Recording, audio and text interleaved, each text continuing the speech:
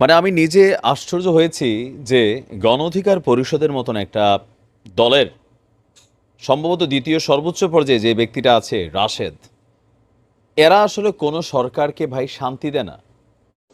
একটি অস্পষ্টতা তৈরি হয়েছে, যেটি ডক্টর ইউনূস সাহেবের বক্তব্যের মাধ্যমে তিনি বলেছেন যে আমাদের নিয়োগকর্তা ছাত্ররা এদেশের জনগণ যতদিন চাইবে আমরা ততদিন থাকবো।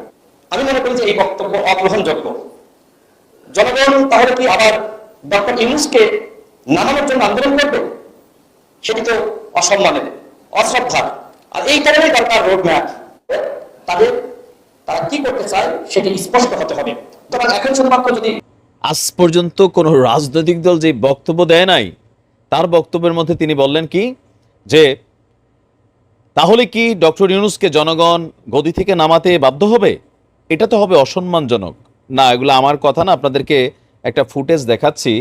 আমি খুবই আশ্চর্য হচ্ছি ভাই, একটা সরকার মাত্র বসছে, এই দেশের জনগণের নির্বাচন কবে হবে জানার অধিকার আছে। জনগণের তো এত ভাই কাউচালি ওঠে নাই এখনো তোমাদের মতন। তোমার কেন উঠে গেছে কাউচালি? তোমরা তো চাইছো যে হাসিনা সরকারের পতন, নতুন বাংলাদেশ। তো সেইটার কাজে তো ডক্টর ইউনূস করছে। তিনি তো আর আওয়ামী লীগের কেউ না নাকি? বরঞ্চ আওয়ামী লীগের রোষানলের শিকারই হয়েছিলেন তিনি। তিনি যে পদক্ষেপগুলো নিচ্ছেন, এখানে অধিকাংশ পদক্ষেপ কোনো রাজনৈতিক সরকার আসলে নিবে না। এটি 53 বছরের ইতিহাস সাক্ষী দেয়। এরপরেও এই মানুষটাকে নিয়ে এই পরিমাণ প্রেশার ক্রিয়েট করা, এই পরিমাণ চাপ তৈরি করা, এটা তো ভাই মানুষের কাজ করতে দাও। ওই যে মাঝে মাঝে মনে হয় যে এইসব জায়গাতে শক্ত মানুষ ডান্ডা লাগে, ডান্ডা। বাঙালির আপনি অতিরিক্ত স্বাধীনতা দিবেন মানে আউলাই ফেলবে। এবার আসুন, বয়সও অনেক ছোট হবে রাশেদ আমার, কারণ আমরা সেই 2007-08 আমরা গ্র্যাজুয়েশন করে ফেলছি, তারা ওই দিনের ছাত্র। গণ অধিকার পরিষদে যারা এই মেধা এবং কোটা নিয়ে আলোচনা করছে, তো তোমরা মেধাটার একটু কাজে লাগাই একটু ব্যবসা বাণিজ্য করো বাবা, চাকরি বাকরি করো, অথবা স্কলারশিপে দেশের বাহিরে যাও, পরিবারের জন্য সময় দাও।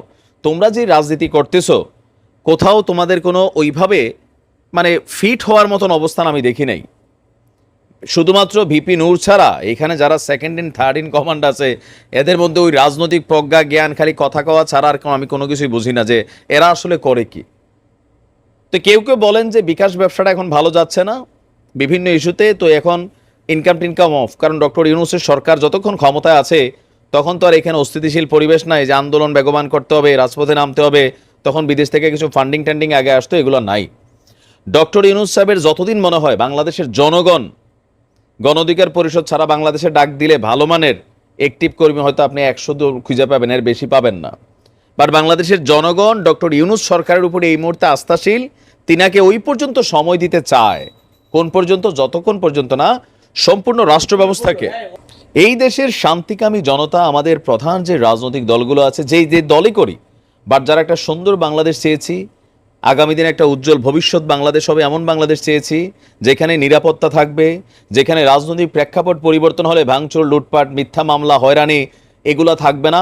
এই বাংলাদেশকে গড়তে গেলে যেখানে পুলিশ বাহিনী কোনো রাজনৈতিক সরকারের তাবেদারি করবে না, নির্বাচন কমিশন কোনো আজ্ঞাবহ কমিশন হবে না, আমাদের মেয়েরা বোনেরা ঘর থেকে বের হবে, নিরাপত্তা নিয়ে ঘরে ঢুকবে, এই যে একটা বাংলাদেশ বৈষম্য বিরোধী আমরা চাচ্ছি, এত তাড়াহুড়া কেন তোমাদের?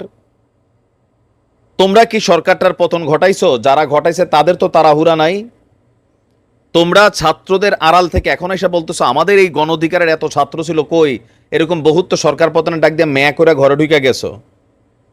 ছাত্রদের পিছনে ছিল, এটা আওয়ামী লীগ সরকার তখনই বলছে যে তোমরা আসো, বাট পিছনে ছাত্রদেরকে ঢাল বানাইয়া।